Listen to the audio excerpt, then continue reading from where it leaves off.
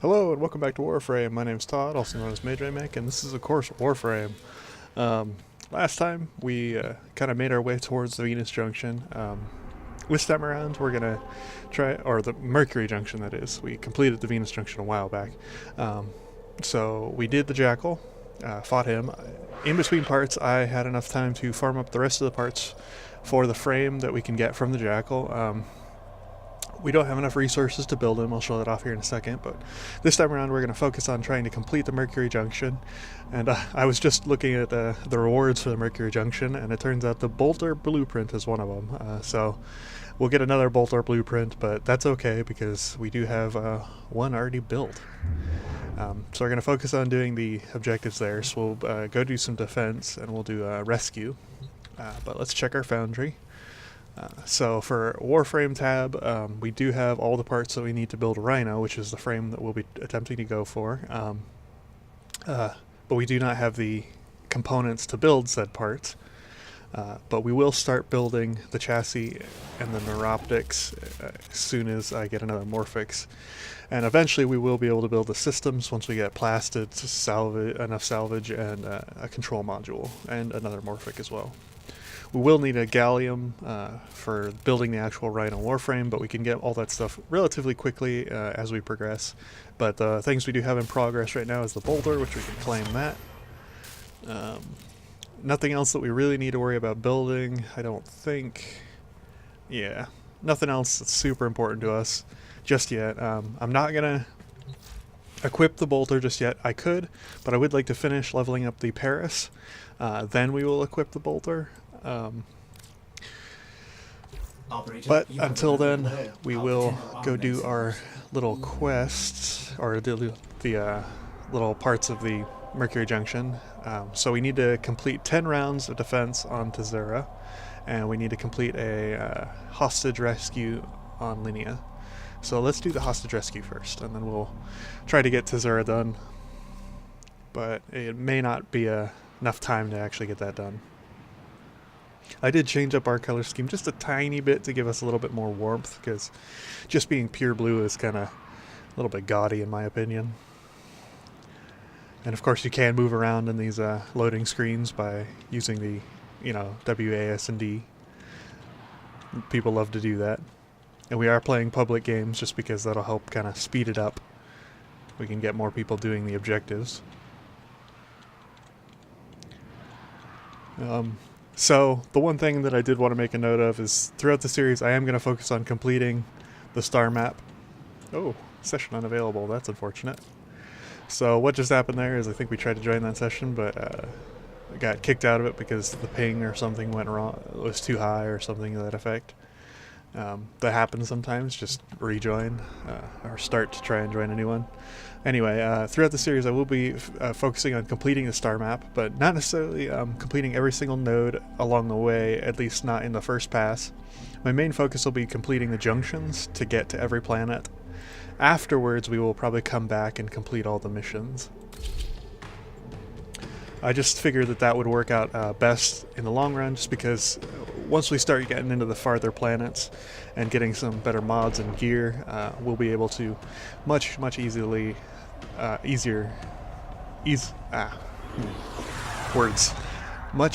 to it would be much easier to handle dealing with some of the missions later on. It's just the old adage of, you out-level it, it's easier.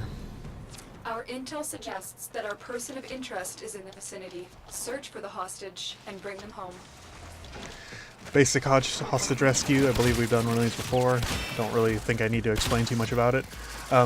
This is an enemy that you'll see in Corpus missions, Oxium Ospreys.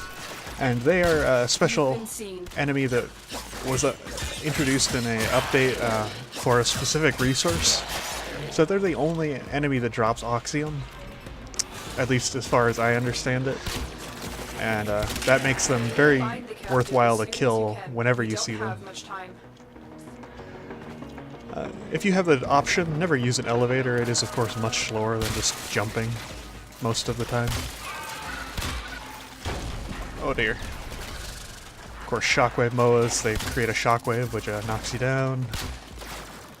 And let's just bypass these guys. I don't have to kill them right now. And they're just kind of slowing me down. Enemies, effectively, in the later bits of the game are just kind of, item containers. So these Oxmium, Ospreys, and some of the other enemies that you'll find throughout the game are useful to kill because they drop specific things that are very valuable, but most enemies aren't really worth it to kill unless you can do it very quickly. It's best not to waste time. You are approaching the holding area. Careful. If the wardens detect you, they will surely initiate the execution sequence. Effectively, once you make it to this area, you may proceed. In a hostage rescue mission, there will be enemies here, which if you silently kill all of the enemies, specifically the wardens in particular, which will look different, but they will always be titled wardens, it is very effective to kill them, first of all, because the rescue missions have a point-based system, which will determine what sort of reward you get. And I will talk about that reward when we do get it. But effectively, the one thing that you definitely want to do out of time. Hurry. Is try and prevent them from activating the hostage execution sequence, because that will get you some extra points. But if you kill all the wardens, you do get a point. Thank you, Tenno. And there's more information about how that point system works on the wiki. But effectively, there are 3 points that you can get in this hostage rescue mission, and that's kill all the wardens, don't activate the execution sequence, and make sure that you get the hostage out alive. But overall, I don't recommend giving the hostage a weapon just because they'll start attacking stuff, which is very ineffective. You want them to just kind of avoid stuff. And we failed to do the kill all the wardens before the hostage execution sequence was initiated, so we lost 1 point, but we'll still get some of the reward, which is okay. There's a lot of intricacies to Warframe that I am learning kind of as I go along, especially with these missions.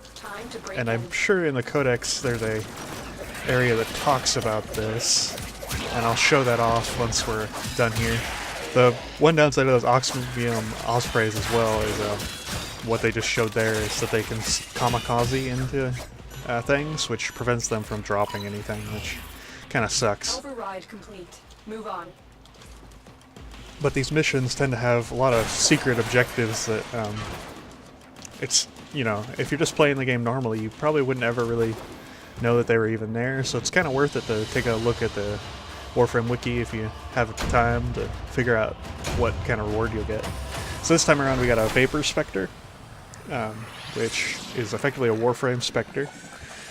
And I don't know if we'll have the resources to build him, but if we do, I can show that off. Warframe Spectres are effectively just like AI controlled or automated, Warframes that are kind of like combat companions. A little bit like Taxon, but it's just like if there was another player in the game, it would be similar to a Warframe Spectre. Let's see. There we go. He's right there. Don't have enough ferrite, don't have enough salvage to build him, and we much rather use the salvage to build Rhino anyway. But effectively, it's a cloned Warframe, but it's an AI-controlled one. You deploy it in a mission like you would a piece of gear. New alert marked on navigation, and Tenno. Effectively, it just helps you with defense of things, but there's lots and lots of caveats to Warframe Spectres, and I'm not going to go super in depth because we don't really have access to one right now. They take your whole loadout, such as your bow and your weapons and whatnot, and they will use your weapons that you give them when you build them. Later on in the game, when we have enough resources, we'll probably show off more about the Spectres. But for now, we will focus on doing Tzera and trying to get to 10 waves, which might go over our time just by a little bit, but that'll be okay.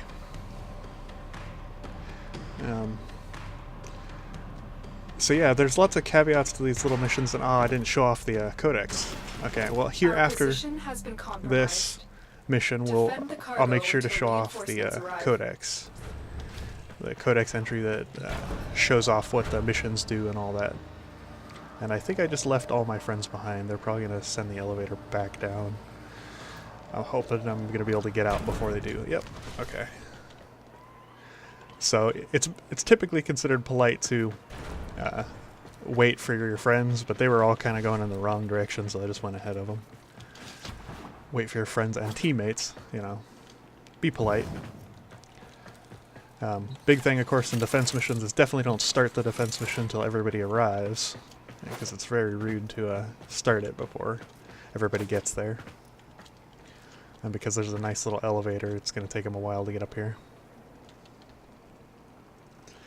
But yeah, I'll show off the codex after this mission for all the where it talks about all the different parts of the missions and how they're scored and all of that. But let's just do 10 rounds of defense, and we will hopefully be able to open the Mercury Junction, which we will probably do next time. So we do have some other Warframes in our group here, which will be very helpful to us. Hopefully they will be a bit quicker at killing this stuff, because defense progression is purely based on how many enemies are in the map at the time. You must kill all the enemies that spawn, so it's not even truly about defending the objective, though you will fail if the objective isn't defended. It's more about, honestly, making sure that everything in the map dies as quickly as possible to progress your defense missions. So that's just kind of one of those things that when you're just starting out, you really wouldn't, realize that, because you'd think it'd be more about defending the actual objective. But truthfully, that's just more of a secondary thing. The first thing you want to make sure you do is you want to kill everything as fast as you can. Weird like that, Whereas, honestly, the mobile defense is more of an actual true defense mission where it's just purely about the amount of time it takes to defend an objective. Let's see. It even shows the markers when you get down to the few enemies left of where those enemies are, so you can progress the waves. So just make sure that in a defense mission, even though it's tempting to just go AFK and stand around, it's much more beneficial if everybody's killing stuff as quickly as possible to progress it faster.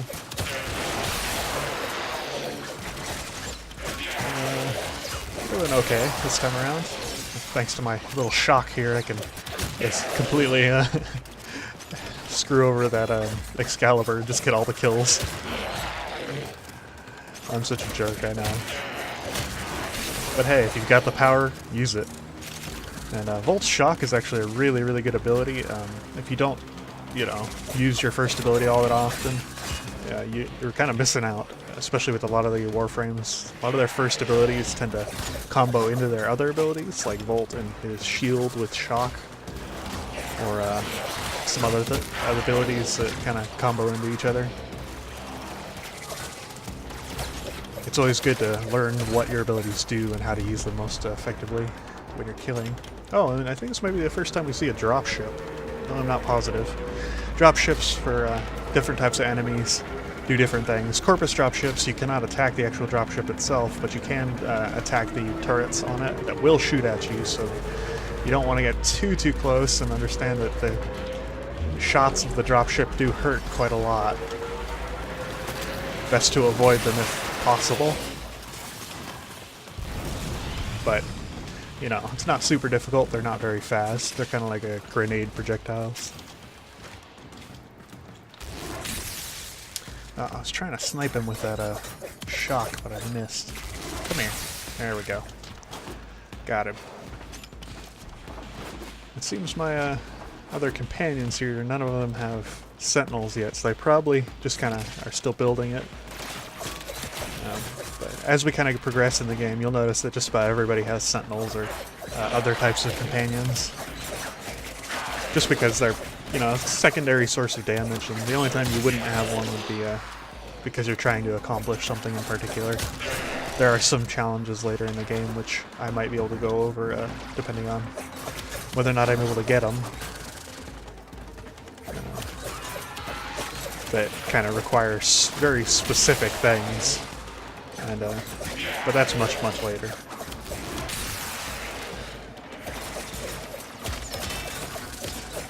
seem to be stopping midway through some of my thoughts here, but that's okay. It's kind of hard to focus on making sure that you're getting everything killed while talking and defending the objective. It's a constant battle for what has my attention at that moment. Let's see. So yeah, next time around, definitely going to do that junction, which we should be able to complete this time around. And then we will probably make our way across and maybe do some of the quests that it gives you. Because if you were looking at the rewards earlier, you saw it unlock 2 quests, Once Awake, and the other quest, which was the Howl of the Kubra, which is a quest to get another type of companion known as Kubras. They're kind of like dogs. Probably won't be able to complete that quest for some time. It's got a lot of things that require some time to build and other things that require time to just gather. Hopefully it won't be too bad though. As stated, my main objective is to complete all quests and unlock the entirety of the star chart, so we will complete it at some point. When that time is, though, depends on just whether or not Lady Luck loves me. Some of these quests can be a real pain in the butt to accomplish if you get really unlucky. Warframe also tends to be quite buggy at times. It is a small developer that creates Warframe, so be kind of forgiving. Bugs happen. Just there is a form which you can report all bugs on the Warframe forums. There's a section specifically for it. So don't be afraid if you find one that, especially ones that break the game, to report them. Say like, this is what happened, this is where I was. Because it's always a pain to try and deal with. I'm just clearing these guys out with the shock chain, aren't I? Very effective spell, that is. I would be using speed more often in my melee weapon if my melee weapon, my Skana, was actually really good at dealing damage, but honestly it's not super good, and my speed buff that I get from my ability does not last very long. It does not have a very long duration there. But we can change that later on when we get some better mods. For right now, though, we're doing okay. And it's kind of interesting. We can see that there is a Excalibur in our group. I think there's multiple Excaliburs, but there's also a Sarah. And she's a frame that you shouldn't be able to get right away in the game. So that person probably purchased that frame from the market, which you can do, but honestly, I would not recommend it, as there are much more effective ways to get the frames for free early on, or later on, but it's not early on. There are some frames that you can get early on, though. Do you choose to leave now? So we will be going another 5 waves. Another opportunity to extract will appear soon. And hopefully it won't be too difficult. I wouldn't imagine it would be. Just because of how the scaling works. I think about every 5 waves it goes up maybe about 5 levels. I'm not positive on that. I know later on in the defense missions can get scale very quickly and become very difficult very quickly. But right now we're not dealing with too much of that. Thankfully it's just a basic level. I think this is like a level 1 through 5 mission. And something to that effect. We're just kind of hack and slashing our way through this. And we will be done in no time. We'll be done as quick as lightning. Gonna get there eventually. Though not with how slow I am to kill these guys with my bloody sword. Kindness. The sword of mine is definitely not the most damaging thing in the world. I'm kind of looking forward to when we'll be able to use the heat sword, which is a pretty nice upgrade for the Skana. Plus it already has a catalyst installed, meaning we'll be able to throw on as many mods as we want. And of course, as we rank up our mastery, we'll be able to install more mods on stuff thanks to the upgraded mod capacity. It should be noted that your mastery rank isn't purely an indication of how good you are in the game. It's mostly just purely how many weapons you've tried, or something to that effect. How many weapons and warframes you've really kind of gone through. But it should also be noted that it's very easy to level up stuff if you get a booster, so you can, get some affinity boosters and level up stuff very quickly. So don't immediately assume that just because someone has a high mastery rank that they're very good at the game. Mastery truly doesn't mean that much. It just is kind of a way to gauge how many things somebody has done and kind of how big of a bonus that they have to their weapons and warframes due to the amount of mods that they would be able to install extra. Well, we got Shuriken Proficiency 2. So we've leveled up our Shurikens to rank 20, which is good. Shurikens, of course, being our little basic kunai. I would really like it if we could get our bow max rank as soon as possible, so we can start using our bolter, which will be a much better weapon than the bow. But that'll take time. You could have chosen the Bratton when you started the game, and it might be a little bit of a better choice over the bow, but honestly I quite like the Paris, and I think it's just a more damaging weapon. You can deal with, bombards and things like that pretty effectively with the bow. Plus it's just kind of cool to see it in use in a game like this, so fast-paced. It's such a silly weapon, space ninjas with bows and arrows. It's quite ridiculous.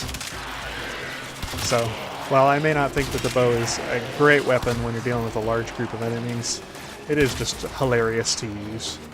It does also have a little bit of punch through, which means that it can hit multiple enemies in a row, I believe.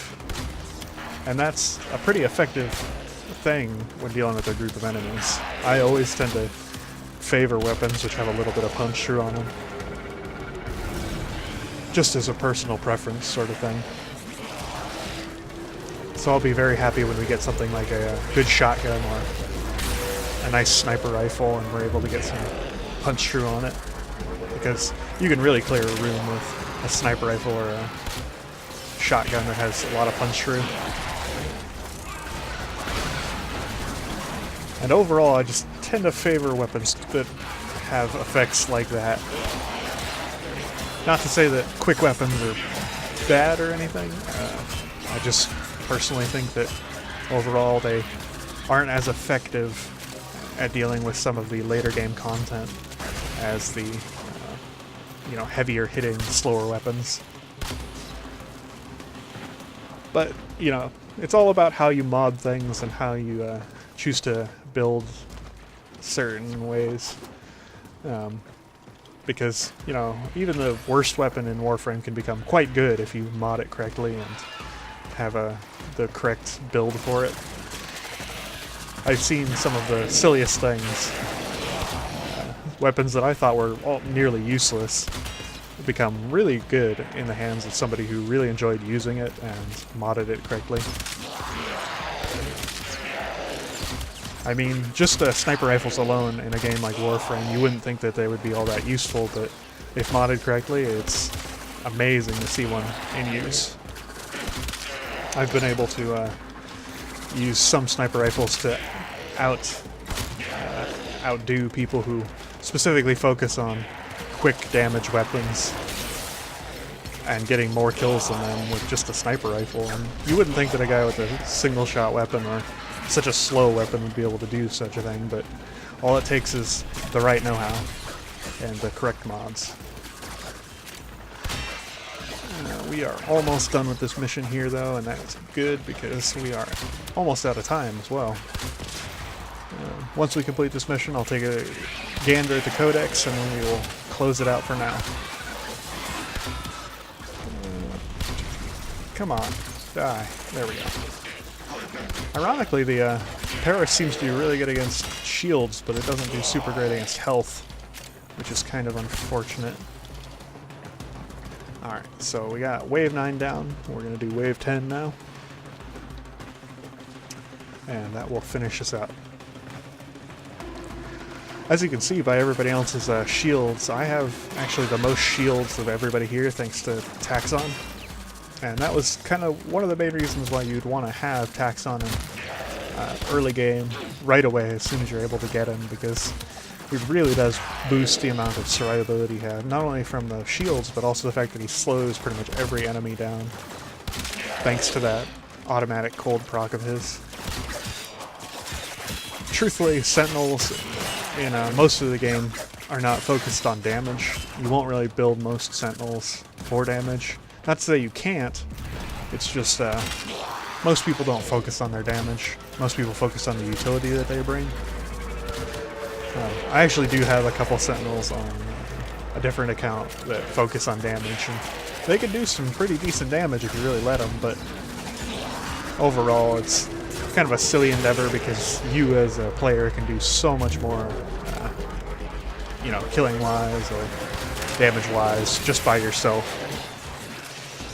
So kind of going AFK and letting your Sentinel do stuff for you is a fool's game unless you really, really don't want to stand around and kill stuff. But then again, if you're that bored of this, why are you playing Warframe? Go play something else.